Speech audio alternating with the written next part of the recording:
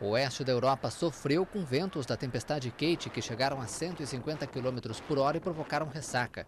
Na manhã desta segunda-feira, ao menos 60 mil residências estavam sem energia elétrica nos departamentos do norte e oeste da França. Nas regiões da Bretanha e Normandia, noroeste da França, as autoridades decretaram alerta laranja, o segundo de uma escala de 3, utilizada para classificar os fenômenos climáticos. No Reino Unido, o fenômeno provocou ventos de até 170 km por hora e deixou 2.000 casas sem energia elétrica.